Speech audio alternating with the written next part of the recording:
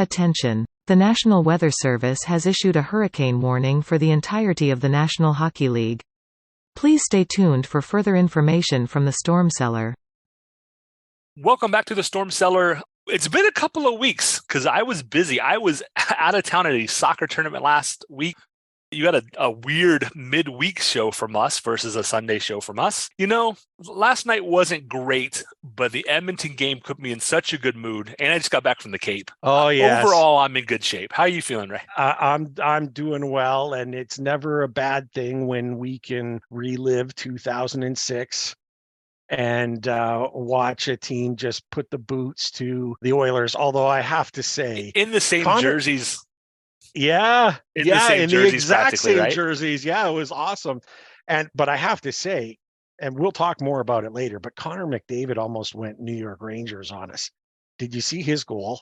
Holy cow. We'll talk about that later, but that was unbelievable. Before we get going though, Brad, we've always been willing to talk about everything in hockey. And one of the biggest stories happened very near you, obviously, with you being, near Boston. You're kind of on the inside. And I wanted to get a vibe out of you about the whole Miller signing and then removal situation. And I wanted to get your take on this. Let's just take a couple of seconds to chat about it. What were you hearing on the inside when this all played out? Overall, the response from the fans was positive as people who support hockey being truly for everybody. 98.5 is the local sports station. They were inundated with calls with people who said, this isn't right. We don't like it. Like, this is a trash move. What are they doing? A handful of calls did come in that were very much of the give them a second chance variety, which is a whole nother discussion. In my personal opinion, the kid doesn't need a second chance because he never got rid of his first chance, right? He was dropped by his college. The Coyotes dropped him, but he went straight into the USHL, who had no problem naming him Player of the Year. And then the Bruins signed him. And then the Bruins claim, and Sweeney said this, and it boggles the mind how dumb they think we are. They said, we've been working on this deal for a year, and we didn't know about the very long history I'm not going to get into. It's just a fabrication. The reason our episode came out late last week was because I had a family member in a Special Olympics soccer tournament in Massachusetts, of which the Bruins Foundation is a sponsor. And when the Bruins Foundation was read out as one of the principal sponsors of the Special Olympics tournament, you could see the looks amongst the participants, the coaches, the volunteers, the parents, that this wasn't just the big rounds of applause they traditionally get. There were applause, and a lot of them were more of the I'm going to applaud because it's polite variety, because they are helping organize. But you could feel that they felt left down, that they felt let down and left out by the organization. I'm glad ultimately the Bruins did the right thing. It should have never come to that, in my opinion. I know people disagree with me. That's fine. We all have opinions. If you're listening to this podcast, you probably side with us. But, it's one of those things I don't want to whisk it quickly and make light of it. But at the same time, if we just spent time talking about these kinds of things throughout the NHL, that's a whole podcast. It is a whole podcast, no question. And Brad, I understand on your side, what you're saying, and I agree with you 100%. The whole we didn't know what was going on and stuff, that is just so not. You just can't buy it. A 3-minute Google search would have told you everything that came out, quote unquote, after they signed. Yeah, 100%. Cam and Sweeney, I know you guys are old. I feel confident you can use Google. I feel very assured that you are capable of using Google, and you have 5 minutes to look that up. That's all I'm saying. No question. And Brad, you mentioned that there was a few people out there that had suggested that, second chances, and the kid was young when it happened and stuff like that.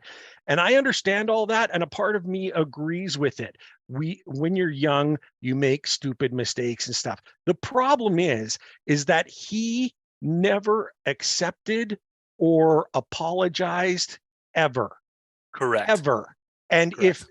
how do you give someone a second chance if they don't show remorse for their actions? If he comes through and gives a solid remorse, a real effort to be different, to change his ways, to apologize respectfully to the victim, then maybe you can say, okay, this person has shown the maturity to grow up and get past this. But it never happened. And Yeah, because it never happened, he never should have been given a second chance because he hadn't earned it. He hadn't earned it. In a previous life, I managed retail locations. I was a district manager for a private company, and I've given jobs to people who were convicts. I've given jobs to people who were recovering addicts. I've given jobs to people that that said they were recovering and they really were a foot in and a foot out. Yeah. But they legit were trying, Yeah. It's not even about, like you said, what I want to know is, do you want to change? Are you trying to change? Are you taking actions that show me you are trying to change? Because if any of those things are true, you deserve a second chance. This kid has showed none of those things. None. He apologized to 31 NHL teams, but not the victim or their family. Until he was forced to, and then he did it over social media. And I don't want to go off on a rant on this because we have a very cool guest today. We do have a great guest. And you know what? And Brad, I appreciate your willingness to talk about this. I think it's important that we at least address it to let our listeners know that we're paying attention around other things other than 100%. The Canes. We don't want to focus on those things because but to address it, excellent journalists who are doing that for us, right? No question. But yeah, we are aware it affects, in my opinion, it affects us all somewhat personally. Yes. In that we weren't involved in that situation, but all of us know somebody or has a family member or whatever who may have sometime be or have been in that position. Yeah. And if we're not going to advocate for those people, then who will? Brad, so well put. We'll leave it at that. Thank you for your willingness to do this. Now that we've set the mood. Yeah, no, you know what? We set the mood, but we're doing something a little different this time too. You see, because Brad, the Storm Cellar, we always love to bring in our caniacs and jerks. And we love to bring them in, find out everything about why they became. But you know what? Yes, we do. As we say, hockey is for everyone. The Storm Cellar is open to anyone. And we have a fantastic guest who's not a caniac. We're not holding it against them. Pardon me? Could be a jerk. Maybe. He seems nice, but he could be. He seems a nice enough guy. We're going to see. Kyle Sullivan. Kyle, thank you so much for joining us. We won't hold it against you that you are and I'm looking into your background, and dude, you are a hardcore Av fan through and through. I have to tell you, I love the Nordique jersey in the back. Yeah. Absolutely love it. And it's my hope, and someday that the Canes will be playing the Avalanche, and the Canes will be wearing their Whalers jerseys, and the Avs will be wearing their Nordique jerseys, and I will be in pure heaven. Kyle, thanks for joining us today. Hey, Ray, Brad, thank you so much for having me on. Yeah, I might be a jerk, but you know what? I have a soft appreciation for the Carolina Hurricanes. I mean, from where I grew up, that was considered a semi-local hockey team. So, I have no ill will towards the Hurricanes. I'll take it. Even if, we'll take it. But even if you did, that's fine too. Look, we do this the way we do this. We always want to find out the story. Give us your background, how you became a Caniac. In your case, how did you become an Avs fan? Were you do you have an appreciation for the Nordique history?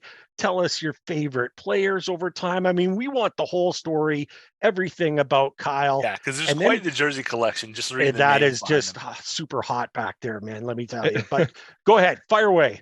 And that's just what you could see. It literally goes down the wall, down the wall. Beautiful thing. Yeah, I'm Kyle Sullivan. I was originally born and raised in the hockey hotbed of Birmingham, Alabama. Well known hockey for is hot there, yes. Yeah, hockey. I mean, if you're a Birmingham Bulls historian, I mean, they had Steve Durbano, one of the nastiest players in the history of the game. If you've never heard, yeah, if the movie Slapshot was based on the Birmingham Bulls, you can look it up. There, That is awesome. Very.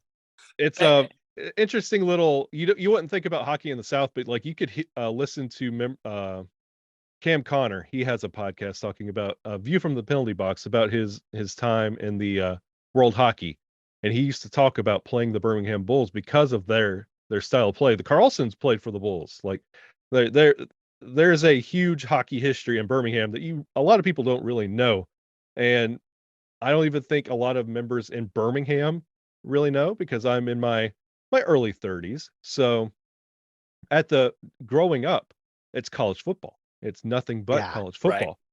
So I fell in love with the game when the Avalanche changed their logo and moved from Quebec to Denver.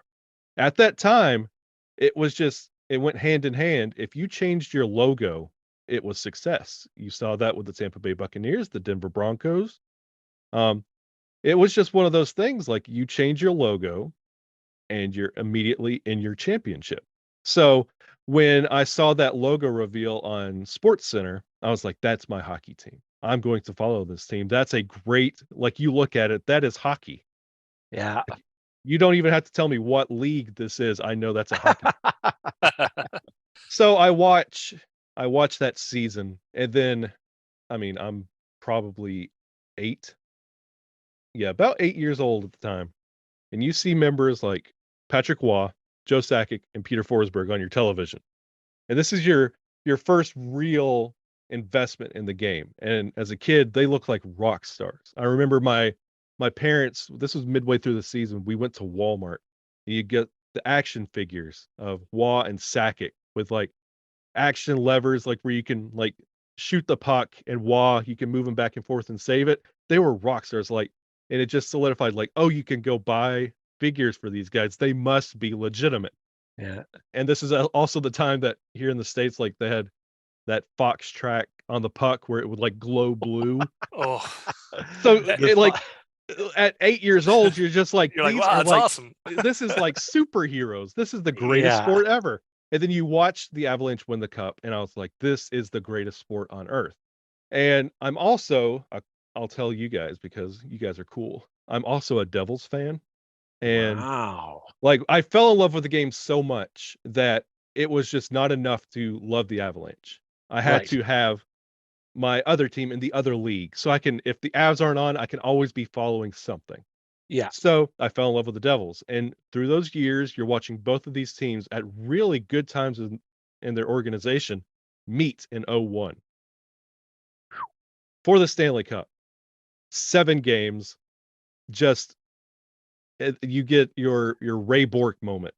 Oh man. And from that moment on, I've been back home. My friends used to call me like hockey Jesus because it was always like I would talk to somebody. I'm like, have you watched a hockey game? Like, did you watch this? I'm always spreading the gospel of the game of hockey. And Nice. amongst like the college football fans, like I was always they would tell me about Alabama or Auburn, and I'd be like, oh, but have you watched the Avalanche lately? There you go. So that's I how I love got my that. start with the game. I love that. Now, again, so that's an interesting spot because it's the Avs and the Devs, your two teams Mm-hmm. that you love, you picked. Was your heart totally with the Avs, or were you kind of saying, this is just pure joy? No matter what, I'm happy with the team who wins. Like, where was your heart at? Where did you pick a solidified team, or how did that go? For me at the time in that 01 Cup, it was one of those moments that you sit there and you're like, if the Avs win this is 2 that I've witnessed with the Avs, and they have got me for life. And on the other hand, you're like, I would love to see the Devils get one. Like, this would be really how awesome would it be that I fall in love with the game and I get to watch both of these teams I like win a championship? Like, that's what you want to see. Yeah. So I'm sitting there and at that point, I've already witnessed the Cup in 96. So I'm not hanging on every play because Right. I'm wanting something from both sides. Mhm. So I get to enjoy the spectacle of that 0-1 Cup for everything it was. I got to appreciate every moment. I got to appreciate Brodeur. I got to appreciate Waugh. I got to appreciate every moment of it, where if the Devils pulled out a game, it didn't crush me. And I wasn't in like a manic depression that whole day, because I'm also respecting everything the Devils did. So everything about that 0-1 Cup I loved. If the Devils would have walked away with that cup, I would have been fine. I would have been sad for Ray Bourque. But hey, I got to see the Devils win a cup. I eventually got to see that a little bit later on, but it was a really just like a romantic time and place picture for where my love of the game came from. And it's why I could respect like teams like Carolina. It's not like I look at everything through like burgundy and blue glasses where it's Avalanche or nothing. I respect all forms of the game of hockey, from NHL to the minors to PHF. I love the game of hockey. That's awesome. That's you can and we tell love it people in that your do. voice. I have a 100%. question though. Mhm. So, Devils and Avalanche, who's a better goalie, Waugh or Brodeur? Patrick Waugh. Patrick Waugh. Patrick Waugh. Like now when it Greatest comes ever? great now that's the same. It's a That's tricky tough. I know. it's a tricky conversation, because greatest in their time is how I like to say. That's fair. Like Marty Brodeur had some really quality competition in his heyday. And I think at the time a lot of people don't appreciate Dominic Hasek for what he brought to the game.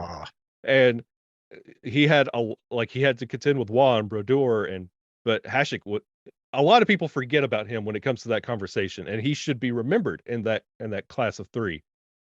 Yeah, But we never. I agree. Of the three, I'm a Hasek guy. If I have to, yeah, I gotta say we never it's forget watching him Hasek. play.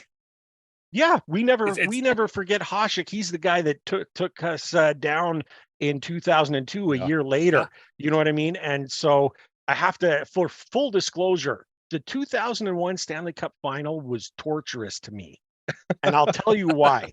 Because I really, really in my heart wanted something good for Ray Bourque. yeah, Okay. I wanted it so bad.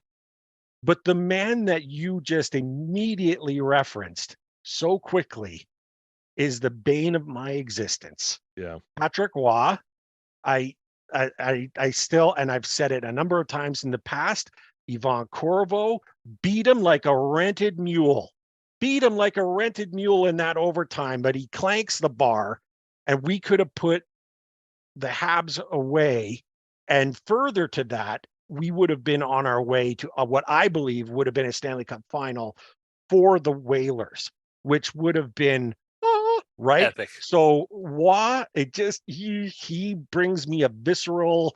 I don't even know how to tell you that. That's why, if given the choice of those three, I go to Hasek. But you know what? The Devils, I've never forgiven them for the hits that Stevens put Scott Stevens on Scott Stevens put on Bates, Francis Battaglia, Francis Willis. All of those hits were devastating and just did horrendous things. Ended Willis's career. Let's be perfectly honest. I mean, he's doing great now as a broadcaster with the Hurricanes, but my goodness, not good. And I want to piggyback on both of those points right there, because 10 years ago, if you would have said to an Avalanche fan, Patrick Waugh is the bane of my existence, they would have run you out of town with pitchforks and like flaming torches. Yep. But I'd pay to see that. If Patrick Waugh did not leave the Avalanche as a head coach in the way he did, I think that has soured many of diehard Avalanche fans to the mystique of Patrick Waugh. Oh, yeah. Patrick's a little bit of a hothead.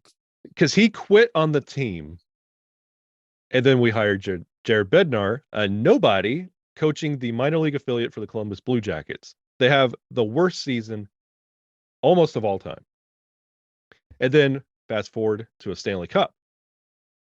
If Patrick Waugh wasn't a hothead and didn't leave us to a lot of fans just kind of giving up on the Avs, like, wow, we're an absolute dumpster fire, and we hired this guy. This is not Patrick Waugh. And then a lot of fans gave up on the Avalanche at that point, and there's some weird feelings when it comes to Patrick Waugh. Yeah. When the when they were playing for that Stanley Cup, you didn't see a lot of fanfare for Patrick Waugh. Right. And Joe Sakic, being the opposite side of that coin, is now in a management position. Oh, And he is heralded as like the Lord and Savior for the Avalanche because of everything he has done for this Avalanche organization. So it's interesting that you say that, and there might be a lot more Avalanche fans that agree with you because of how he kind of just took his loyalty to the Avalanche and threw it on the ground because he didn't get his way. You might not view Patrick Waugh as that saint as they used to. And also, just to quickly on your Devils, they were not constructed like the Colorado Avalanche / Quebec Nordiques, because honestly, if the Quebec Nordiques would have stayed one more year, they would have won that cup in Quebec. oh, yeah, So, no question. Yeah, but they had to build that Devils team of that grit grinder, that physicality, because they did not have the talent that could keep them up there with the top teams of the league. They had to resort to something to make them semi-competitive and throw the really highly skilled, like teams with high speed to get them out of their game so they had an advantage. That's where that style of play came for the Devils. Let me back up you and the rest of the Avs fans by saying Joe Sakic is as good as they get. I have nothing but respect for the class that he is, the intelligence, the smart, the way he played the game. It was amazing. He is just fantastic. Everything about him, I just think he's great. So Joe Sakic is aces in my book. I have a question for you, Ray. I asked this on Twitter. I'm going to see if Ray knows. I'm putting you on the spot, Ray. Oh boy, Kyle, if you know, join in. I'm going to assume you won't know this. In the inaugural 1997 year, the Hurricanes had 5 goaltenders. I could name 4, and a bunch of other people on Twitter can name 3 or 4, and we all forgot the same guy. The clue you get, the way this ties into our conversation, is the reason Patrick Waugh leaves Montreal is because he's left in there. He gives up 6 against the Red Wings. He walks over the bench, says, I'm not playing anymore, and he's replaced by the same person who was that 5th goaltender.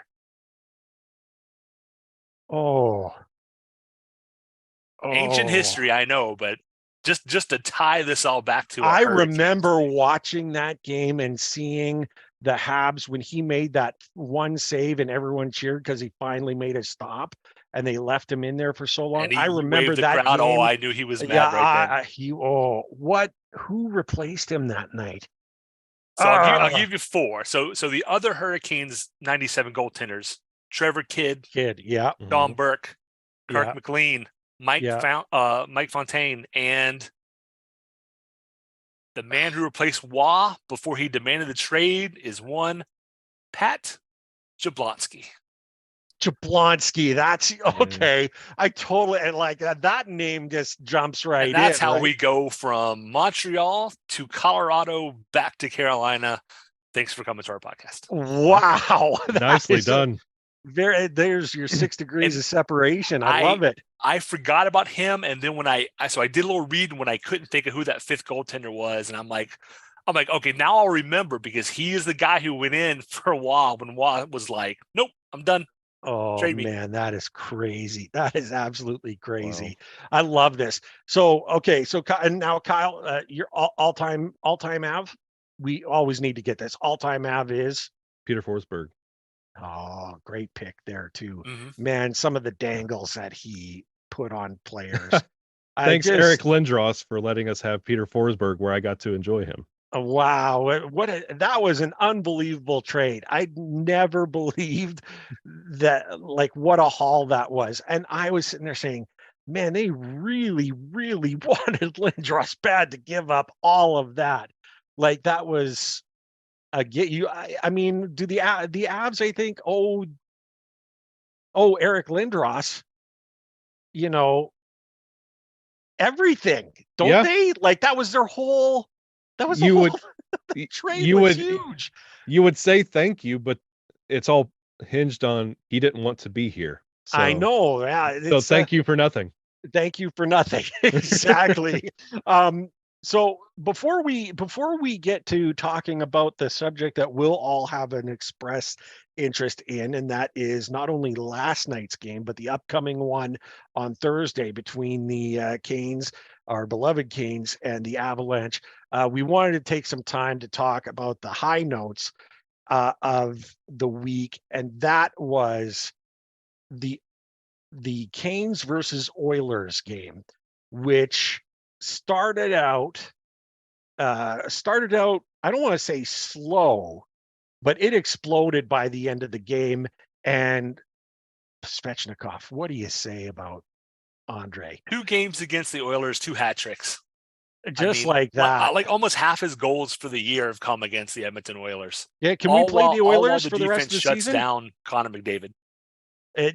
Well, hold on a second now. Not completely, but he didn't have no 4-point nights against Hurricanes. No, absolutely. And that's one of the things that the Canes have always done well against him, is the fact that they just have found ways to shut him down. Now, he almost goes New York Rangers on us. That goal that he scored was ridiculous. I mean, it was it's those goals where you go, wow, you got to tip your cap, right? Like, what do you do? I mean, he's just that good. He's that fast. But the rest of the game was just sensational. Like Svech with the goals and the no quit. I mean, they had the game well in hand when he scored the Hattie goal, but there was no quit. And it was funny. I was like, man, he's been beside that net for a really long time. Where is the D? You know what I mean? Like, no one coming over to check him or pop him or anything. And he just kept grinding and then flips it up. It was a beautiful goal, more because of the effort and not so much the skill. Soupy's just kind of in the way, right? Soupy's down, the defenders on the opposite side of the crease. There's just nowhere for him to go, and Svech is just digging. So Svech has 11 goals on the season, 6 of them against the Oilers. We need to change divisions.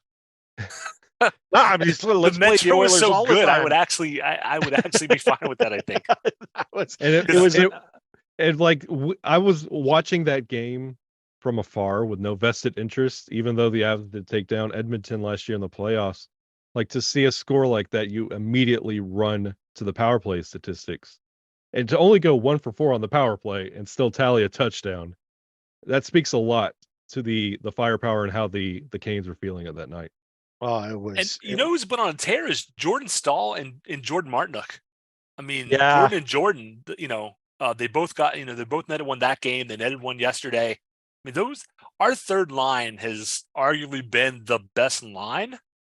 The second line has been excellent, but just in terms of, I mean, if you look at the Corsi statistics for our third line, it's ridiculous. It's like 90%. It's out of this world.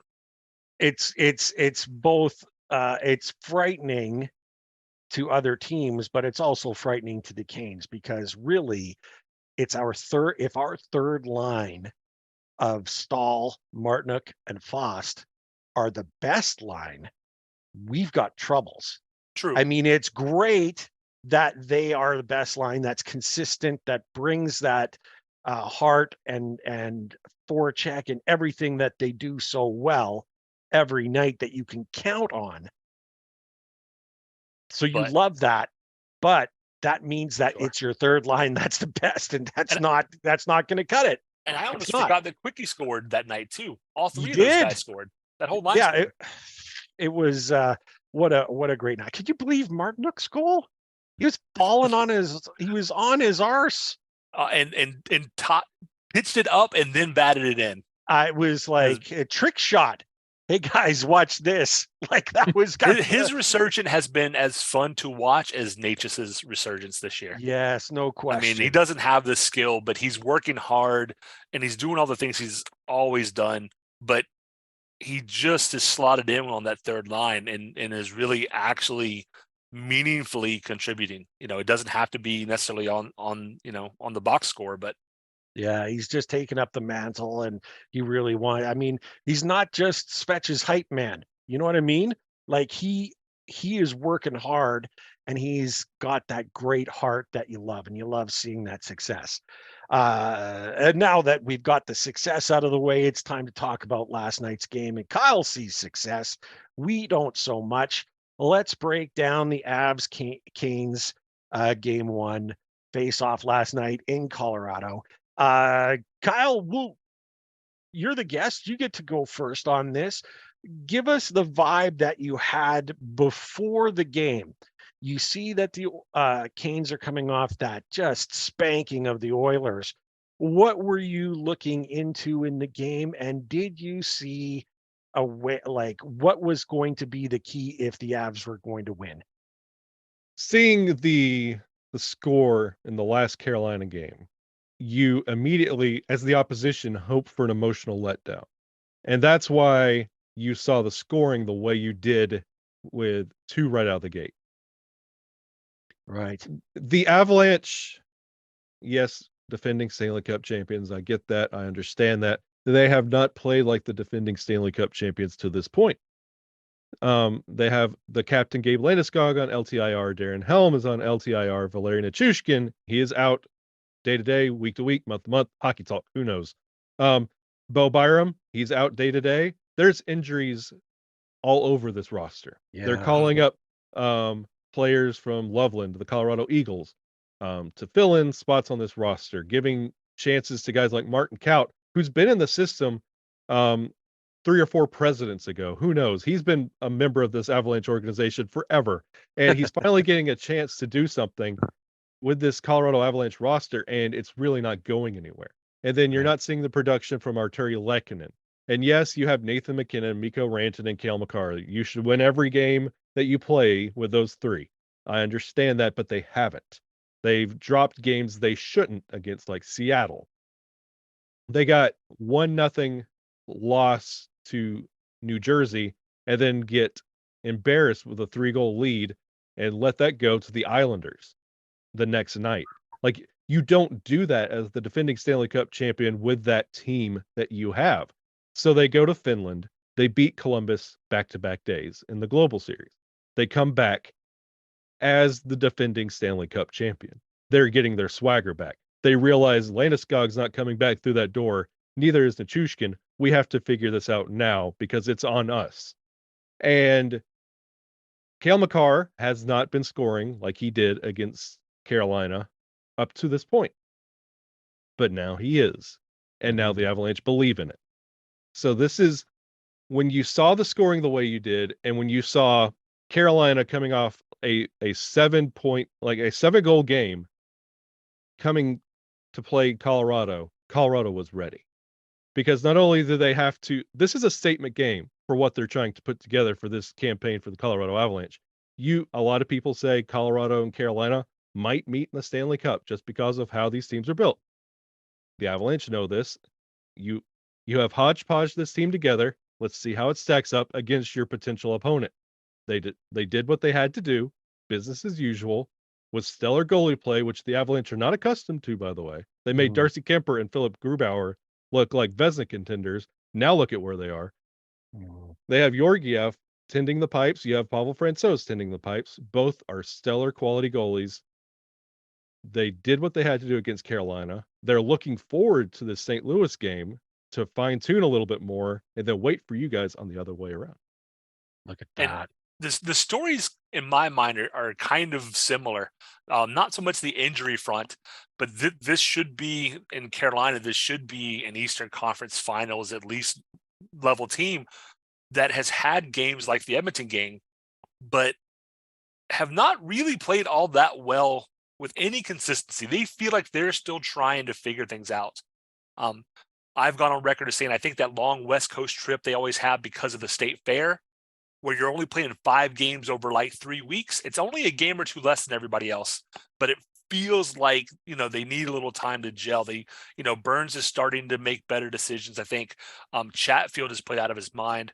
The biggest thing as a Canes fan, if I'm looking at that game, the first Makar goal was just, there's nothing you can do about that, right? Luck. The puck goes over the net, bounces off the glass, comes back in, drops in behind Ranta. There's nothing you can really do about that because even if you're looking for it, I mean, what does it happen? Once or twice a year, league-wide? What I look at is things like the Avalanche power play, which is what I really wanted to watch last night. It's clicking at 39%. I mean, that's amazing. That's not good. That's scary good. And they went 1 for 4 last night. So even though the Caniacs have kind of been, deriding the penalty kill, it actually held up pretty well last night because the Avalanche on the power play are just phenomenal. And the thing that I noticed, and I tweeted about this, was the Hurricanes have gotten better about sending people to the front of the net. There is a net front presence on the power play, but if you watch Carolina, it's often stagnant. You might have 1 or 2 guys down low. They're kind of on opposite sides of the crease, and they're just kind of there hanging out. And if you go back and watch that game, at no point is anybody from the Avalanche just hanging out in front of the crease. They're moving behind, they're moving across, they're shuffling in and out. The goalie can't just go, okay, this guy's camping beside me. I know he's a threat. I got to keep that in mind, because that person for the Avalanche every 3 or 4 seconds is going to move.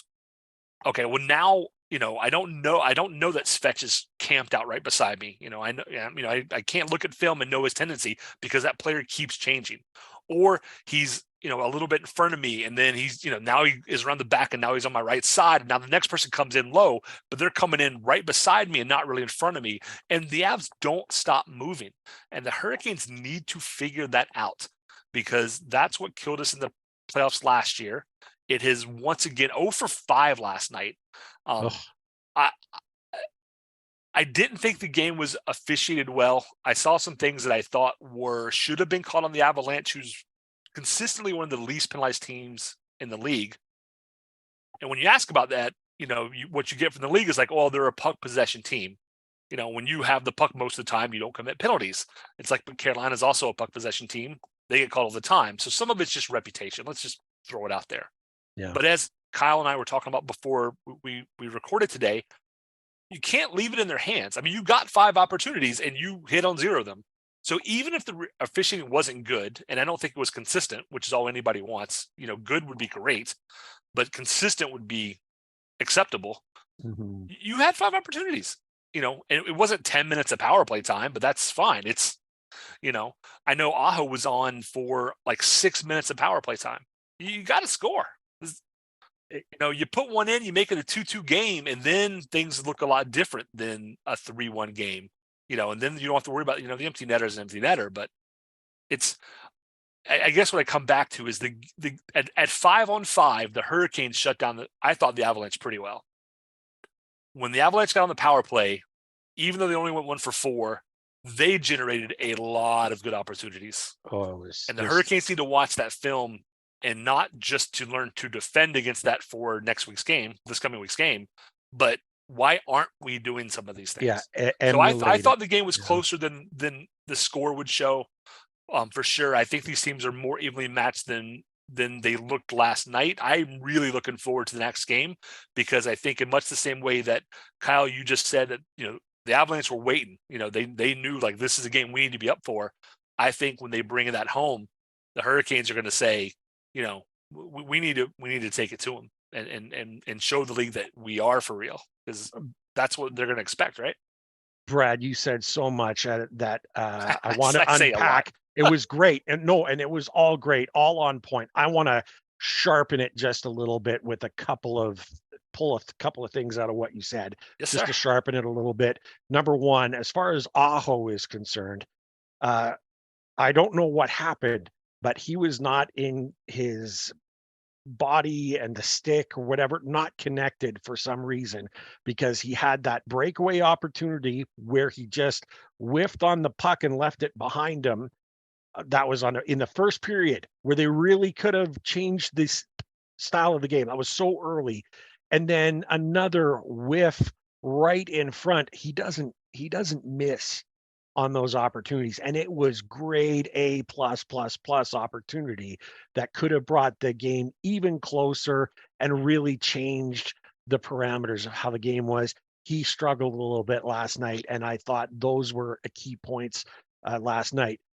And Brad, the other thing, you know how much I love cross-pollination, especially when we get to talk about basketball in there. Watching the Avalanche power play, and in fact, even their 5-on-5, it's so much, there is so much movement all the time. It makes me think of this is they're playing basketball. It's like they're doing a Globetrotters type There's a style of 3-second roll near offense. the crease, right?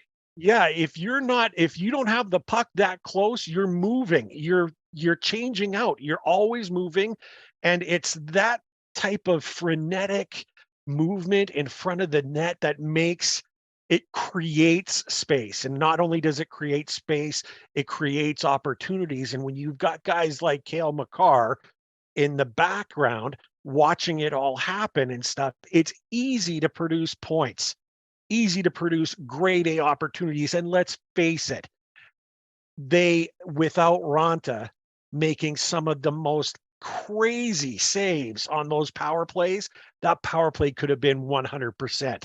That could have been like the Edmonton game in reverse. It could have been in reverse. That could have been a 7-2 game. 100%. Pretty easily. 100%. And that has a lot to do, and like this is not just speaking like Avalanche. This has been a common formula for success in the NHL. If you looked at the moves the Avalanche made in the offseason, it wasn't going out and getting the big names. It was more of, quote unquote, keeping the band back together. Like, there's a reason why you don't have your super teams like in Pittsburgh or in Chicago when they were going on those runs. It was keeping the team together with names that were always familiar year to year, but weren't noticeable, didn't jump off the page at you. Mm-hmm. Once you know the quality of the sum of your parts, that's where your value lies. It's not, as you can see the success that the Calgary Flames are having. You can have an all-star fantasy hockey lineup. It doesn't equate to success. It's how these pieces work together with each other. And when you're mentioning what the power play looks like, it's because they know what they're supposed to do. You mentioned there's nobody camping out on that power play. That's Gabe Landeskog's role. He's not there, so they adapt this power play. The Avalanche, I'll tell you this is a little insider information, so you guys will be prepared for it. In the preseason, I'll text Rod right away. In the preseason, the Avalanche were playing around with 3D on the power play. Wow. I have never seen. If Makar is one of those D, is that really 3D though? Yeah, it was almost like watching hockey drills. It was the most mind-blowing power play I've ever seen in my life. They found some success with it, but they were toying with it. They would almost have two defenders on the blue line, and they would pass around until they got the exact look they wanted. It wasn't a constant cycle and get in deep and then play down in the circles. It was more of a passing drill to get exactly what they wanted. It was like, as a hockey fan, it's one of the most beautiful, like, why didn't I think of this? But they are toying around with it. It's something in the Avalanche tool bag because they know the quality of the pieces they have. Yeah, well, they can make EJ or Josh Manson play to the level of Devon Toews or Cale Makar, depending on the situation, because you know what you can get out of those players at any given time. It speaks to the talent level and the depth of the squad that you have, because while, yes, you have the extra man out there, you still need to be talent. You still need to have it between the ears to be able to work successfully in those spots. And some guys have it and they're meant to be on the power play, and some guys don't. And to see that, I mean, that's just, we've spoken about the Rod's, the wealth of talent that he has in front of him to be able to mix and match and do whatever is possible. It's the same thing with the Avs, right? The Avs have so much to work with, and they can change the look. I mean, what a great idea to be able to fall back on. If the big guns aren't doing it, if they're struggling, if they're not feeling it, coach can throw this 3 defense power play out there and still see success. I mean, that just is going to mess. I mean, and there's got to be a little bit of, like the watch this type thing it was okay, opposing coach. You think you got us figured out? Well, what are you going to do with this? And Mhm. can you imagine the heads exploding when they look out there and they say, what the hell are they Yep. what are they doing? You know what I mean? Like, what is this? And then then you start racing through the ideas of, well, they're up to something. What is it? We got to find a way to counter it. I mean, it's great gamesmanship. It's great strategy. And it's just a statement of just how strong and deep the Avs are. Moving from all of that, though, we've got another game coming up this Thursday, and we've got games before then. Both teams have games that they're dealing with to get to that point, but we've got here, Kyle. We're talking Avs. Let's talk about Thursday. First of all, it's crazy that it's so quick back to back. Normally, you get these, you get a game in the fall and a game in the spring. To be done the whole series, in a week, it kind of has a playoff feel to it. What do you think is going to be the main difference with the Avs coming into Raleigh? Because the diametrics change a little bit, don't they? Yes, and they're how I talked about the Avalanche trying to get up for this game and take care of it in game 1. They're going to take this playoff mindset to game 2. And again, I'm giving you guys all the free secrets here. If you want to beat the Avalanche are skilled in a way that they don't win games; they win periods. It's the approach of a boxing match. If you win 2 out of 3, you got the game. Yeah. And if you're going to beat the Avalanche, you have to figure out how to make the counter move for whatever the Avalanche are doing. Because if you're beating them in period 1, don't let them get into that intermission and let them fix it. Yeah. Because that's where we all, like, Avalanche fans call it the Bednar talk. Once you get in there and Bednar has a talk, he could flip the team. He could take a line of Nathan McKinnon, Landeskog, Mikko Rantanen, and then split it up to where the top 3, the three-headed monster, he'll put them on 3 different lines. And then it's like never ending all game long. So if Carolina wants to take advantage of the home ice advantage and really make a statement, they have to put together a game plan that works for 3 consecutive periods. You can't get out hot and then lose the gas, because once you lose the gas, the Avalanche are just going to continue. Yeah. And that's been a problem for us all season, is that second period. I don't know what it used to be. Slow starts, get behind, you're down a goal, sometimes 2, you come back, you find a way to win, right? You tough it out. Now, first periods have been gone pretty well. Second periods just, I don't know if they're, maybe it's too many barbecue nachos during first intermission. Storm brews have gone up, so I don't think they're just, pounding 750 Storm brews anymore. But something's happened in the second period, and then they come out in panic mode. And the Hurricanes can play that way, but these are 2 teams that like to control the puck. They like to move up and down. It's to go back, raise a basketball fan.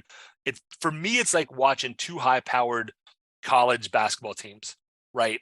They're going to run the floor. You could see a game that's 110 to 120, final points, because they're going to go up and down. Not that defense isn't being played, but they're just, one team turns the puck over, the defense grabs it, they start going the other way, the other team makes a good defensive play, it's coming right back. And you have to train for that, right? You plan for that. But the Hurricanes, that's the tempo they want to play with people, and they have the personnel to do it. I was looking through stats. Ahu's taken less than 40 shots this year, which is a little surprising to me. Martinook is 5th on the team in points, above Teravainen and Jarvis. And to me, I'm going to call those guys out a little bit, especially, Jarvis hasn't quite looked the same since he took one to the noggin a couple weeks ago. Teravainen has looked off all year. He's still without a goal. He's got 7 assists, though. But those are your first-line guys, and they're below your third-line guy and 2 of your defensemen in points. And that's problematic for me. Oh yeah, it'll come. I'm not in panic mode. I'm not saying demote them. I've seen silly things. Teravainen, he needs to sit a game. He doesn't need to sit a game. You can do that with young players who needed an example. Like that's a great college move. It can be a good pro move if you have a prima donna player who just thinks that I'm making 10, 8, 9, 10 million a year and you just can't bench me. Bench them because they will learn. Teravainen's not that guy. You don't need to bench him. You need to talk to him. He might need to, slide down to the second line for a while. But even then, they used the SAT line the other night, which I like. But Svechnikov and Natchez have been so dominant that, and KK, KK doesn't have the points. I think he's only got 3 points on the year, where Svechnikov and Natchez have 36 points combined. But he's doing all the things that are helping set those guys up. That's not power play related. But in 5-on-5, which is where a lot of their goals are coming from, he's helping make that work. But Teravainen and Jarvis, you can afford for one member of that line to maybe not be playing optimally, but you can't afford two. And to your basketball point, you're talking about key members of the Canes not stepping up to what they're doing. The current Avalanche are built like the middle 2010s to 2020 Warriors. If you shut down the three, they will drive on you. If you shut down the inside game, they will resort to the three. As long as every member of the Hurricanes is doing their job, you're going to make the Avalanche uncomfortable, and that's what you have to do. But you cannot take yourself out of the game. There's a couple of things there, Brad. Like as far as KK is concerned, I noticed last night he ended up the game on the fourth line, which is I don't know if that was Rod just saying, again, we're juggling the lines to make things happen. I don't know, but that was a little on the alarming side as far as, the game I was watching last night, and I was thinking, especially on the power play, the Hurricanes were being out-hurricaned by the Avs. Yeah. The Avs played the game that we have seen this team play continuously. There was no one on the Canes power play that didn't have someone in their face in under 2 seconds at all times. The pressure was intense. There was no way to set up. They were not getting, first of all, you got to gain the zone. And they struggled even doing that. But once they gained the zone, the Avs knew, okay, so they've got the zone, big deal. Puck pursuit was intense, and it was the exact type of play that we've seen the Canes do all the time. The Hurricanes almost set a record with that exact style of penalty kill last year. At 89%, they're just a fraction off of 90. Doing it exactly right. They're doing exactly that. That's what would make a final between these teams so much fun. If they were both playing at the top of their game, I don't even know if they would be high scoring or low scoring. Like it's because they could play either way, right? An Avs Hurricanes final could be 7-6 final score or 0-1, and I would be enthralled on the edge of my seat, standing up, spilling popcorn either way. Yeah, no question. And Brad, you can vouch for this because we text all the time during games. And Kyle, you made a great point. It's how important each period is.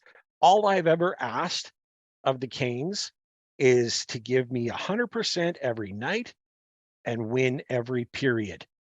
Don't play it the long game. Focus on what you have to do now. And every period has its own intricacies. Of course, the long changes in the second period add a different, situation to every game. And you got to change things slightly, but just focus on these 20 minutes. And the Canes have been, I think they've got 9 wins on the season, 5 of which have all been coming from behind. That's alarming. You cannot allow the Avs to get up on you because they are a team that can not only just hold off and prevent comebacks as a rule, they're ones that can pile it on because they never take their foot off the gas. Mm-hmm. Never. And that's how you got to win these games. So you want 20 minutes. Now, look, I think, honestly, the fans will have a play in this. And having the last change are going to have an effect on this as well. Rod is no dummy. He knows how to get the We saw most them out in of the his playoffs, team. right? Yeah. 2 playoff series last year, 2 completely different teams home and away. Yeah, it was crazy. And I think we're going to see a different style of game on Thursday night. I think it's going to be fantastic. Another great game to look forward to. Who's going to win? You know what? It's tough to say. The Avs are the Stanley Cup champions, and they're playing great despite all of these injuries. It's not going to be a slouch. Not going to be a slouch at all. It'll be fun. Yeah, it's going to be fun. It's going to be a great one to watch. It's something that everyone should put on.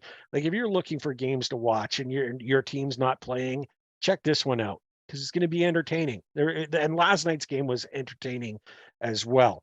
So, Brad, we haven't done this all season, mostly because it's too early to make these things. But we're bringing back one of our favorite segments of all.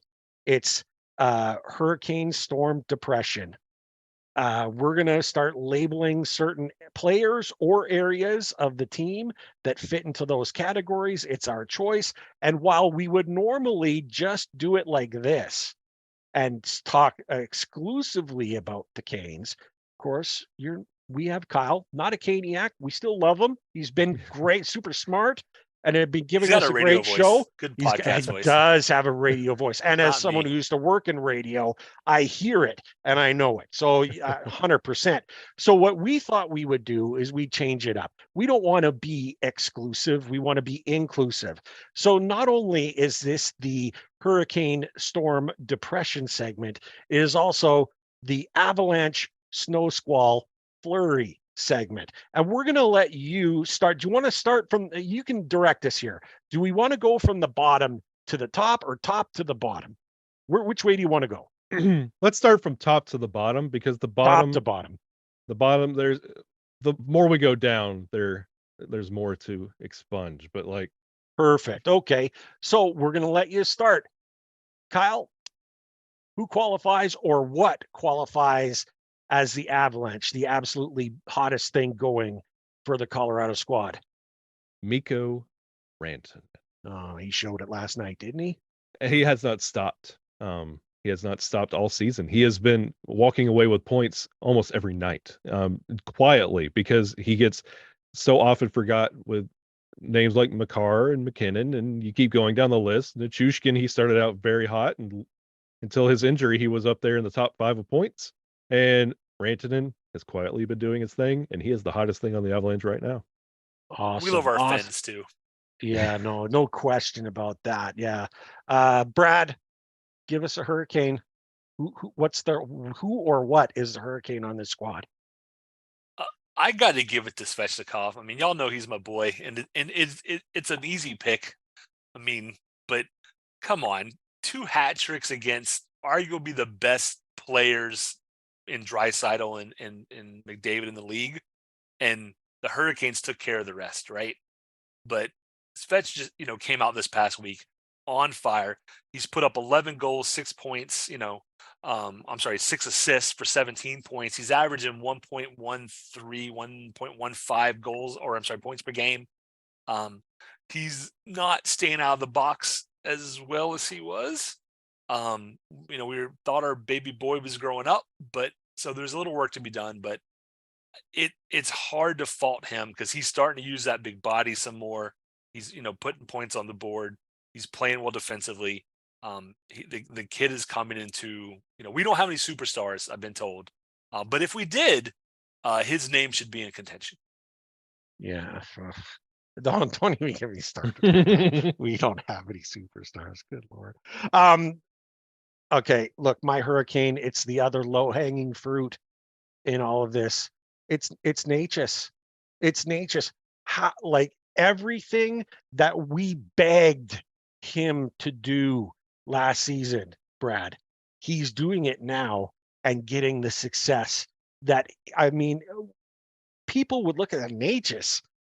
Who's Martin Necas? Come on, like they would just overlook him like, oh, he's a punk. Right? He just wasn't. And we are sitting there saying, no, you don't understand. He's lightning quick. He's got this beautiful release on his shots. It's so bloody quick. He can bar down with anyone. The man is just, he's got all of this talent. All he has to do is bring it together. And they're all laughing at us saying, what's he doing? He's this good. You're promoting him this much. You sound like Flava Flav hyping him up, like this is not what you've got here. And we kept saying, no, it is there. And this season he's given the show me contract, right? Prove it. And he's doing exactly that. Everything that we wanted. Everything. I said for months, like maybe he needs a trade out of Carolina, not because he's bad, but because I knew other GMs should see in him what I thought he was potential and would maybe give us value for that. Yeah. And I'm glad that, not that I was right to want to trade him. I'm glad he's playing right in Hurricanes red, but he's playing the way that I said maybe a change of scenery will pull this out of him. And he was been able to do it without that change of scenery. I think he just needed to focus on the mental part of hockey. Stop making the stupid drop passes. Start thinking the game better. Take a shot. Like, don't be afraid. Because at the end of last season, he would not shoot the puck on goal. And now he's like, oh, I have the puck. Like, I should probably shoot this. Like, yes, shoot it. Yeah. And, last night, there were a couple of those back passes to no one that guys, don't let that back into your game. Let's keep moving, keep shooting. But for me, the Hurricane, and as much as I agree with Svech, to me, this is no brainer. Martin Necas, everything that you wanted and more. Kyle, we're going to go back to you now. We're looking for the snow squall. Who is right on the edge, but you need a little bit more from? You know what I mean? Give us what is that? Who or what aspect of the Avs game? That'd be Nathan MacKinnon. You thought in the absence of Gabe Landeskog that he would be stepping up and taking this team over. He's getting his points, albeit it's in the assist realm. He's not scoring almost a hat trick a night. And we call it a snow squall. You don't know if it's the snow coming in or if it's the snow going out. You don't know what phase of Nathan MacKinnon we're in the middle of. It's a weird sense of limbo. I'd like to see a little bit more. I would like to see him take this team over. A lot of people have said Nathan MacKinnon should be captain because of his contributions to the team, just how he is. But Gabe Landeskog is our leader, but he is out. You want to see Nathan MacKinnon step up just a little bit. But as long as we're winning games, you're not causing that much of a concern. But I would like to see Nathan MacKinnon go out there and get a hat trick. I think we're due. Awesome. Brad, give us the Storm for this the is Hurricanes. A tough one. It is.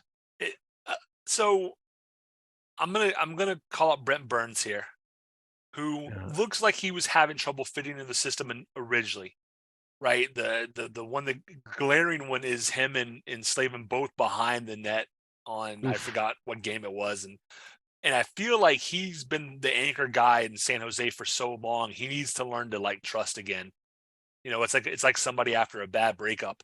They're like, I'm hurt and I just can't trust and love. And Brent needs to. It looks like he's starting to feel a little bit, right? He's got 3 points. He's been sneaky. I think he's 5th or 6th on the team in points overall. He's been on the cusp there. He still needs to be better defensively, but I expect that he's certainly capable. Right. We're not asking too much of him. I think we're asking less of him than has been asked, but I think he needs to adjust to be able to play with Jacob Slavin and understand Jacob is, no offense to Makar, Jacob is the best defensive defenseman in the league. And Burns needs to understand, I need to take care of my own business. Slavin will cover me. Slavin is there. He's my rock. He's my foundation. And I think once it happens, Burn is going to get more dangerous on offense, and he will continue to contribute on defense. Just a very quick question. I call it hypothetical, but you can answer if you wish. Does Burnsy ever stay on his feet when he takes a shot? Ever? How many shots have we seen on the power play where he puts so much into it, he comes off his skates? Like he literally is not on 2 feet any longer. He leans into those sticks so hard. I don't know why they don't snap all the time. And his sticks do snap a lot. I've seen that happen. But like, does he ever stand? It's just crazy. I love him, but you're absolutely right, Brad. There's that connectivity with Slavin that they need to have and work out and try. You're right. That was a perfect We're analogy. 15 games in, right? We're not 25% of the way in. I think that will come. He's too much of a professional. He wants a cup, and he's getting to be of that age where his opportunities are going to be few and far between. Yeah. He'll be fine. Now, if I'm picking a Storm, this is going to be a weird one.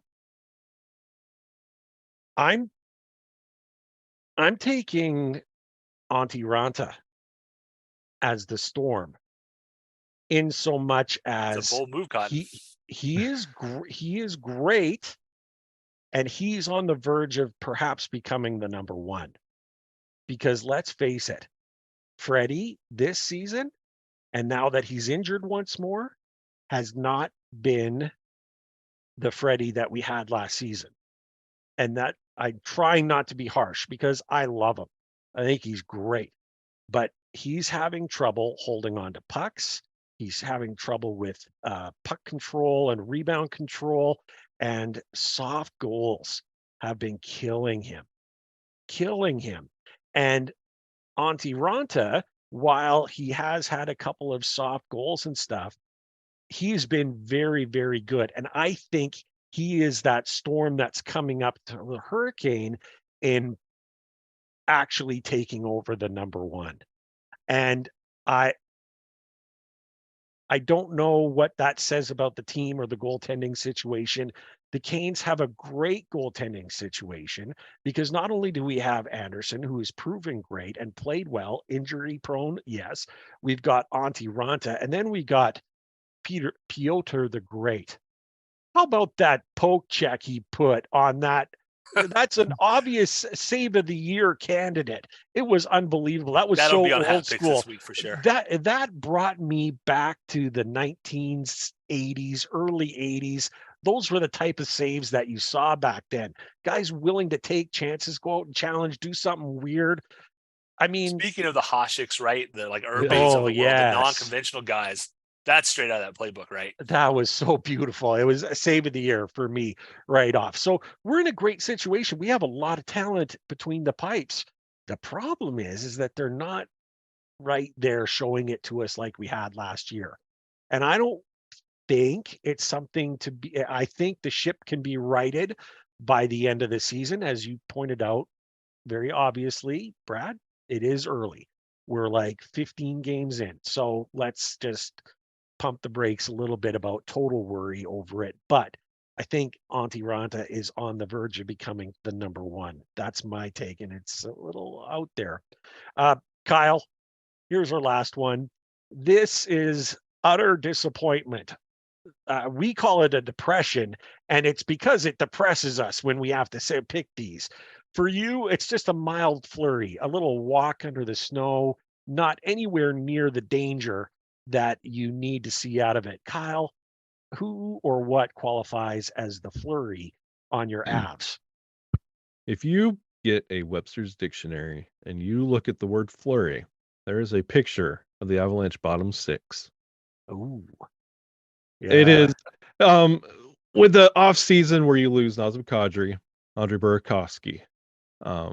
You anticipate players like JT Compher, Alex Newhook, even Cogliano or Darren Helm to fill in that void and say, finally, this is my time. We are defending Stanley Cup champions. I want to be the 2C. I want to fill in for that production that Nas left. And by the way, he's not providing that in Calgary. But you anticipated somebody to be that next line of production. Good luck finding it. And it's even more magnified with that now Nichushkin being out for extended period of time. He was that second run of production, and now he's gone. And it just makes their contribution seem even more minuscule. So I would say JT Compher, Alex Newhook, you're getting scoring from guys like Logan O'Connor. which is a name that nobody anticipated. I mean, yes, there's a lot of Avalanche fans that like his play, but it's not who you wanted. You wanted J2 Compher, who's been around for a long time, by the way. This was his chance to step up, and he completely has balked at it. And the same with Newhook. Has all the talent in the world, but is balking at this opportunity. So, yes, you'd like to see them step up and give something out of that bottom six, because guess what? This is an 82-game season. You can't rely on that top two lines all year long. It's going to fall apart quick. Wow. God, that's an extra. It's kind of funny too. I look at the Avs and I didn't see a lot of places where anyone actually qualifies as only a Fleury, but when you put it in that sense, it does make sense. I mean, every team that wants success, they can't just be a two-line squad. You need to have production throughout, right? And so that's a great take, a great take, Brad. Frankly, I think this was weird for us because we either have to me, we either had hurricanes or depressions. There was really no kind of in between. I think we have a lot to choose from. So I'm gonna, Brad, if you like, you can pick two, and I'll pick two because there's more than a few depressions here. I'm picking an umbrella. I'm encompassing my pick. Special teams should be with the kind of talent, the puck possession, and the way they played on the penalty kill last year. Special teams should be a no-brainer. If the penalty kill was going and the power play wasn't, I would say, well, this is another year. But neither of them are. If you look at the penalty kill, the Hurricanes are 21st. So they're bottom half of the league at 76%. Not good enough. No. If you look at the power play, the Hurricanes are in 27th. Oh. And in my opinion, you need to be in the top half if you want to be a legitimate threat in the playoffs, a deep playoff team. You don't have to be the number one penalty killing team. You don't have to be the number one power play. You don't need to be top 5. You do have to be in the top half, unless you just don't take penalties. If you just say we're just not going to take any penalties, which means the other team is not going to get a power play, then I don't care what the penalty kill statistics are. But we all know this team, and that ain't going to happen. So special teams, I don't know what has fallen off, particularly on the penalty kill. The power play started off really strong last year, and then once we hit Christmas time, January, it just got worse and worse. And I love Jeff Daniels. Jeff has been a member of this organization for maybe since inception. Maybe since forever. They moved. Like, I'm trying to remember, but yeah, at some point, the power play has to get better. We've seen people moving in and out, and I mentioned it's not that they're fundamentally, it's not terrible, but they're not doing the little things, and the little things make a difference. Having one or two guys in front of the net for presence, having Steven Nason in front of the net is great. He moves around. Having Svech down low should give you points, but if he's static, and he often is, it's not the same as what you saw last night against Colorado, where they never stop moving. I mentioned earlier, the cross-pollination. If I was Rod, I would go out on the practice ice with a spray paint can, and I would basically draw in like a lane like they have in basketball. And I would say, if you're on the power play and you're in this box for 3 seconds, you owe me 10 laps. Yeah. You get in, you sit there. If nothing's looking, you loop around, you find a new angle, you do something different, but you don't just stand there. Yeah. And I really believe that little thing will make Colorado that's the main difference I saw with Colorado last night, whose power play is at 40%. Is Cale Makar driving that power play? Is he a generational talent? Yes. But do we have guys like Burns who can absolutely put a heater of a shot in there, even with a wrister, and get rebounds? I think we do. Like we can put pucks and get them into the danger zones, but everybody knows that the guys are kind of there. They body up and push them out, and those high quality scoring chances, are just not there in the way that they should be. And that's, to me, it's a tweak. The power play doesn't need an overhaul. It needs to be tweaked. The penalty kill, I'm just not quite sure why it's off, because it doesn't necessarily look terrible, but it tweaks. But we're 15 games in. The power play the power play did not score in 7 of those 15. So in almost half of our games, you have no power play points. Yeesh. If there are 2 more games at 16%, which is below that 50% threshold I said you need to be in the top teams. So of the 15 games, we've only scored at a 20% or better pace on the power play in 6 games. What more needs to be said, right? Ronta, this is not going back. This is not the early 2000s Avalanche jersey series where the trap is in effect and you're only taking 15 shots because nobody can get to the neutral zone. Yeah. Game has changed. You have to give Ronta goal support. Have to. No question. He deserves it. The dude's playing his heart out. He was so mad after the game the other week when we led the goal with a 10th of a second to play. Yeah, he was furious. Meaningless goal. He was furious. Good for him. Yeah. I don't blame him. The guy's, is it a meaningless goal? Yes. Should the defense have been in the way and played through to the whistle? Yes. Yep. Yeah, I mean, it's Brad, you're so right. And how many times have we said it? There are 3 key things that you need for a successful team. You need goaltending, you need secondary scoring, and you need to have a friggin' unbelievable special teams. You got to be playing well. All those 3 things are the keys to success, and that's what we need, and we don't have any of it. And I mean, I feel like there's a Monty Python, always look at the bright side of your life. I mean, I look at this, look at what our record is right now with a abysmal special teams. Right. You just think that's the silver lining, it, right? That is the silver lining. We're still winning games, and we're abysmal with all special teams. So while you're right, it's absolutely depression. There's a hope here. There's a hope to build up with a few corrections. It'll work itself out. So, that's a little Pollyanna of me, but certainly it's the truth. We're where we're at without those things. Just imagine if we can get it all together. My depression, you already talked about him. And to me, it's Turbo. I love Turbo to death. I love Turbo to death. I don't want him going anywhere. I think he and Aho are one of those dynamic duos that can really do something special. They have a means to make it work. The problem is Turbo, something is not connecting for Turbo. He is in a funk right now. And when you look at where he's playing and how he's doing, he's in so much of a funk. If you can't put him on your top line for effectiveness, where exactly do you put him? You can't put him on the 3rd line. You don't mess with the 3rd line. You don't want him on the 4th line because there's not enough time on the ice for him to work his way out of the problem.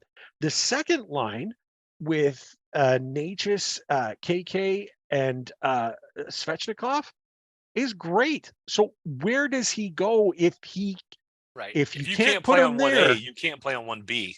Exactly. You're useless on line, on the 3rd line, and the 4th line might as well be a bench, and call it a maintenance day. Yeah, but he doesn't need that. He doesn't. No, I don't want to bench him either. I think he's someone who's talented enough and skilled enough that he can work his way out of it. The problem is we're 15 games in and he's not Somebody connecting. must have said, every time you score, I'm going to hug you or something. He's like, I'm just not going to score. Yikes. we know Tavo does not like the spotlight. No, not at all. And so Rod can use that. Tavo, for every game-winning goal, you don't have to do 3 interviews. Oh man. Problem solved. He'll be a 90 goal scorer by the end of the year. Yeah. There's no question, right? Like that would put him on fire. Him and then McDavid and then Draisaitl. Exactly. But that's where it's at right now. And I believe Turbo can come out of it, but he's certainly in a depression now. Brad, this has been an amazing episode. At long last, 2 weeks, we had to wait for this one to bring it through. But the reason why it was so great is because, again, we think hockey is for everyone, and we've got a great jerk with us. Kyle, you Honorary were, jerk. honestly, you were amazing through this entire episode. So smart, great takes, lots of knowledge about the teams and stuff. I love everything about you. And you know what? We skipped over this, Brad, and we're not going to do this. We always want to let guests that have podcasts are in part of our process themselves to do their own hype, pimp their show. I have Tell this us, as a note. Like, we didn't do it yet, but we will. we are going to do it. Here it is.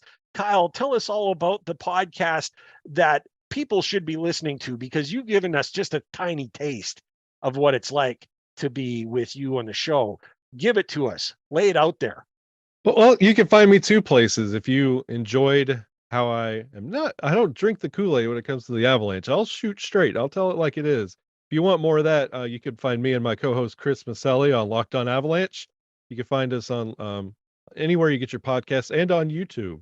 Come over there. I literally talk to everyone who comments over there. So if you say something on our YouTube, I will say something back. Awesome. And if you enjoy just hockey stories, you can find me on my other podcast, which is it's usually timed out in hockey off season, but it's bingeable. Like you could start at the beginning. It's not out of date, but it's called Here in Puckberg. If you are, Love it. yeah, if you're a fan of like DuckTales 90s themed anything, the theme song So if you're is old like us. yeah, it's a parody. It's a parody of the DuckTales theme song. I wrote the lyrics for it, and it like sets the mood. I've had PHF athletes. I've had Ron Graves, the father of Ryan Graves, who plays defense for the New Jersey Devils. I've had Cam Connor, Stanley Cup champion. I've had it's a various array of players, fans, personalities, podcasters, just telling their story of hockey. I've even had baseball writers on there that just say, I have never had the opportunity to tell you about the game, the love I have for the game of hockey. And we sit down and we just talk nostalgia, hockey, favorite players, jerseys, you name it. Here in Puckberg, you can find that on YouTube and anywhere you get your podcast. But that's a good in the car ride podcast. Just listen to good hockey stories. And that's when I've listened to some episodes of that. I have not tuned into Locked On Avalanche. I probably won't if I'm being honest. I understand. I understand. I got 3 or 4 Canes podcasts in addition to ours that I want to listen to. But the Here in Puckberg one is one that I definitely enjoy. I've reached out to some PHF folks. We've had on folks. We pride ourselves on bringing in folks to talk about not just NHL. We've had really cool people like Beth and Courtney on to talk women's hockey and PHF. I love Beth and those types Courtney. of things. Core from Boston came on, same thing. She was adding to that knowledge, right? And can't wait to hopefully my son and I will be going to Boston Pride game here in the next couple of weeks. Now that they're back up and running. We missed the home opener against the Whale, but I do have my Kennedy Marchman jersey in the closet ready to go. I don't know if that'll be welcome at the Warrior Arena, but we'll try it. But yeah, so I can definitely vouch for Kyle's podcast. And amazing dude, a friend of a friend kind of a deal. So tune in to him as well. We have 100%. a number of Caniacs that I know are also Avalanche fans. So if they haven't listened to you before, hopefully Bailey Curtis and some of those folks will join in. 100%. We've had Bailey on here in Puckberg as well, so you can listen to. See? So that's absolutely awesome. Yeah, you betcha. Love the connections. Love the camaraderie. It's what it's all about. It is what makes this game so great, because of everyone, no matter who you're cheering for. Essentially, it's the love of hockey. It's the love of the game, and the great fans understand and can appreciate everything, no matter who you're cheering for. I guess in my case, it excludes the Habs, but there's a part of me that despite the Schadenfreude problem I have with that team, I can appreciate certain good things about it and acknowledge the greatness. This has been a fantastic show. Brad, we've talked about everything. We've had a great guest in. We've brought back our one of our favorite segments of the show. We talked about the Oilers getting basted. We've covered everything. Gotta love to see that. Is there anything? Have we forgotten anything? There's Go nothing Canes. else to say. Oh yes, go Canes. Thank you everyone for tuning in. Ray and I greatly appreciate your support in helping us produce an informative and fun podcast. As always, we'd like to say that we believe hockey is for everyone. Whether you're a Caniac or a bunch of jerks, doesn't matter, as we're just a couple of jerks anyway. We would love to hear your questions, comments, and suggestions. We will do our best to answer anything hockey related. You can reach us by email at stormcellar97@gmail.com. On Twitter, we are at stormcellar97, and on Facebook at facebook.com/stormcellar97.